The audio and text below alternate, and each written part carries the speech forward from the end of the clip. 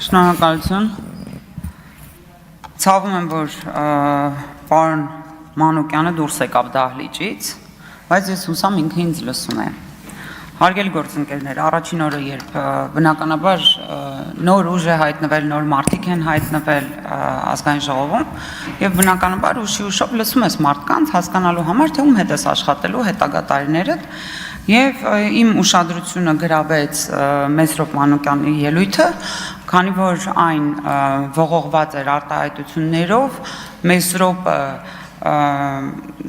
այսինչի տղան է եղել, Մեսրոպը սա է սովորել, Մեսրոպը սա է արել եւ այլն, եւ անկախ ինձանից մտածեցի, որ երևի ինչ-որ ակնառու տենց ականավոր քաղաքական գործչի հետ գործ ունեմ եւ կարիք կա մոտիկից ծանոթանալու նրա կենսագրությանը։ Ինչ խոսք, բնականաբար բացեցի ինտերնետը, որպեսզի հասկանամ, թե ով է Մեսրոպ Մանուկյանը, եւ առաջին բանը կենսագրության մեջ, որ աչք զարնեց, դա այն է, որ իր կրթությունից հետո Մեսրոպ Մանուկյանը անցել է աշխատանքի անի ԲԲ-ում, որը պատկանում է, որի սեփականատերը իր հայրն է, եւ դրանից հետո սկսեցի հետաքրքրվել, թե ինչ է իրենց ներկայացնում անի ԲԲ-ն, եւ բազմաթիվ ուրեմն հրապարակումներ գտա, ընդհուպ մինչև հասա դատական գործի։ Պարզվում է, որ 2017 թվականի ապրիլին անի ԲԲ-ին է օտարվել Ջրաձորի ջրանցքը 23 միլիոն դրամով եւ 2019 թվականին հայտնի դեպքերից հետո, այն է Թավշյա ժողովրդական հեղափոխությունից հետո, ուրեմն պետական գույքի կառավարման կոմիտեն պարզել է, որ 10 անգամ, եթե ոչ ավելի, ցածր է գնահատված, այսինքն եղել եւ հարուցվել է քրեական գործ, այստեղ կային հրապարակումներ այն մասին, թե ինչպես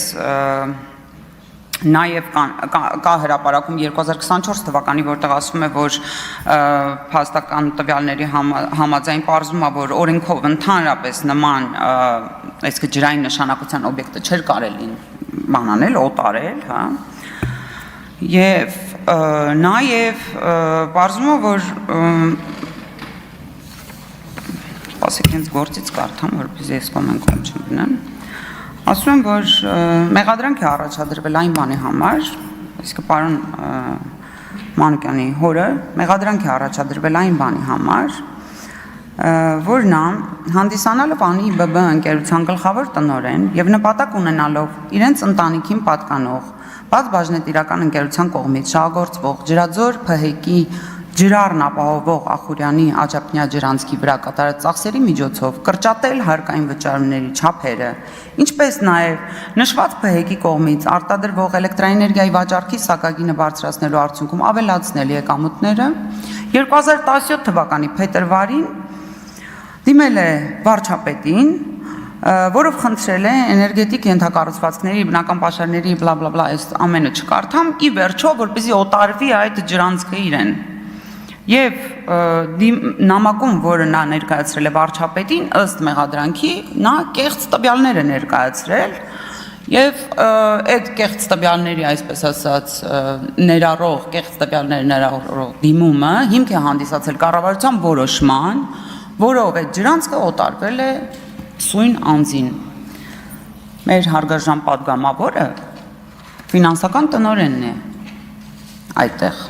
աշխատում, սկսած 2018-ից աշխատում է որպես փոխտնօրեն աշխատել, 2020 թվականից աշխատել է ֆինանսական գծով տնօրեն։ Պարոն Մանուկյանը խոսում էր այստեղ տնտեսագիտական գիտելիքներից, համեմատականներ էր տանում, ուզում եմ իմանամ ինչպես է նա գնահատում իր տնտեսագիտական գիտելիքները, երբ օգտագործում է եւ պարզվում է, որ տվյալ գործողությունների արդյունքում մեղադրանք առաջադրվում, ըստ որի պետությանը պատճառվել է 439 միլիոն 199,694 ՀՀ դրամ վնաս։ Իր տնտեսագիտական գիտելիքները եւ ինչպես ինքն էր ասում, փաստական եւ առարկայական այս ամենը տեղեկատվությունը ինչպես է գնահատում։ Իդեպ ասեմ, որ շատ բազմաթիվ են բաները, այս հրապարակումները։ Պետությանը էլ ավելի այս մասով Հերթով կասեք Վիկին Վարդանյան, ոչինչ, մենք դեռ պետությանը էլ ավելի վնաս չպատճառելու համար այսքանն եմ տպել, ափսոսացի թողտա ճիշտ ասած։ Եվ մի բարի խորհուրդ ուղղակի պարոն Մանուկյանին, երբ այստեղ մեր գործընկերների կանանց հայտարարագրերը զննելուց, քուջուջ անելուց առաջ արժի մի հատ շրջվել եւ սեփական նստատեղին նայել։ Ես ինքս այս գործը իդեպ շատ հետաքրքիր է եւ նրա ընթացքը, որովհետեւ դեռ մեղադրանք, այսինքն վճիռ չկա դատական, ես հետևելու եմ այս ընթացքին ինչա լինելու եւ եթե վաղը որպես օրինակ ֆինանսական տնօրեն մեղադրանք առաջադրվի պարոն Մանուկյանին, վստահ եմ այստեղ մենք ունենալու ենք եւս մեկ քաղբանտարկյալ ժողովուրդ։ Ուզում եմ նաև խոսել պարոն Ֆարմանյան, դուք այստեղ գործընկերոջս դիմելիս ասացիք, որ խոսքի արժեքը շատ կարևորում եք, հա, դրանով մարդկային որակն եք հասկանում մարդու։ Եվ ձեր տեքստում, հետագա ձեր տեքստում ասացիք, որ մենք չունենք ռեսուրս փչացնելու հարաբերությունը, ճիշտ եմ, ցիտում, որևէ գործընկերոջ հետ, որովհետև մեր տնտեսական ռեսուրսը այդքան չէ։ Իսկ մենք ունենք ռեսուրս, պարոն Ֆարմանյան, շրջափակված մնալու։ Ունենք մենք ռեսուրս նման, մեր պետությունը օրինակ տնտեսական ռեսուրս ունի, չափաշրջափակել ճանապարհները, չգործարկել թրիփը, կամ բանան տորպեդահարել թրիփը, կամ շարունակելով խոսքը նաև մի մեղադրանք հնչեց, այդ խոսքի մասով եմ արդեն անդրադառնում, ասացիք, որ մեր իշխանության հակառուսական թեզերը եւ վարած քաղաքականությունը հանգեցրել են նրան, որ փչացել է Ռուսաստանի Դաշնության հետ հարաբերությունները։ Խնդրում եմ հենվելով ձեր ասացի վրա էլի, հարգելով ձեր խոսքը, խնդրում եմ անպայման բերել այն դեպքը, որտեղ մենք փչացրել ենք մեր նախաձեռնությամբ հարաբերություն ենք փչացրել Ռուսաստանի Դաշնության հետ։ Նաև խնդրում եմ այն համատեքստում այս հարցին պատասխանել, թե օրինակ բանը կոմպլեքսին չա պատկերացնում հայրենասիրություն եւ վերջում ասեց, որ հայրենիքը մեր համար հողն է։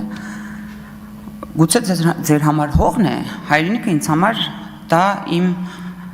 ժողովուրդն է, ով ապրում է, ամեն հատիկը մարդկանց, ով ապրում է այս երկրում։ Եվ այդ մարդկանց այս երկրում այդ ձեր ասած հողի վրա ապրելու հնարավորությունը ստեղծում է պետությունը։ Եթե չլինի պետությունը, այդ մարդիկ չեն կարողանա այդ համակարգի շուրջ, այդ հողի վրա ապրել եւ գործել եւ պաշտպանել իրենց ինքնությունը, ինչպես դուք եք սիրում շատ հաճախ դրան անդրադարձանել։ Եվ խնդրում եմ այստեղ է մեր հակասությունը, որ այո, մեզ համար պետությունն է կարևոր եւ պետականությունը։ Եվ նաև անդրադառնամ ձեր մյուս գործընկերոջ ճիշտ ասած խոսքերին, որի մասին խոսեց երեք տիկին Մարիա Կարապետյանը, որից ճիշտ ասած բավականին հուզվել եմ, որովհետև երբ պարոն Գառնիկ Դավթյանը, եթե չեմ սխալվում, սկսեց արդարանալ այն տեքստի համար, որը նա գրել էր, թե արտաբերել էր տարիներ առաջ, ես մտածեցի, որ դա շատ վատ է, որովհետև մենք ինչքան է հասարակությունը ճնշել, երբ մարդը իր բնական ցանկությունը ապրել խաղաղության մեջ, երիտասարդ հոգին ինչի պիտի չուզենա ապրել խաղաղության մեջ, ինքը ստիպված է այսօր կանգնել եւ արդարանալ, չի կարելի։ Մենք պետք է վերանայենք մեր ընդհանրապես մոտեցումը այս ամեն ինչին, պարոն Կարապետյան, այն թեվում նստած ուժը արդեն կարելի ասել իր վերջին շունչն է փչում։ Դուք եթե որպես ուժ, իդեպ մի բան էլ, պարոն Մանուկյանի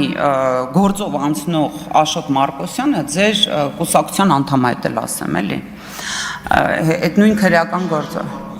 ուրիշ եմ, լավ, ներողություն եմ խնդրում։ Շատ լավ, ես հեսա ավարտում եմ, պարոն Կոնջորյան, չէ, մեր կողմից կապ չունի, նա։ Եվ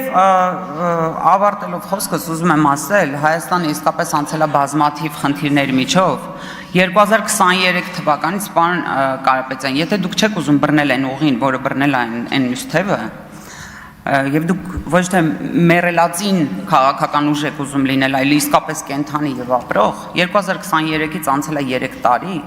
Հայաստանում ահռելի փոփոխություններ են եղել, որոնք ակնհայտ են մարդկանց։ Մարդիկ գալիս են Հայաստան, հիացած են եւ բարքերով, եւ ազատությամբ։ Ինքներդ եք տեսնում, թե ինչպես են ավարտում են պարոն Կոնջյան, այլ պետություններից մարդիկ պատերազմական իրավիճակներից գալիս եւ Հայաստանում ապրում։ Եկեք գնահատենք ինչ ունենք, եթե դուք կառուցելու բան ունեք, եթե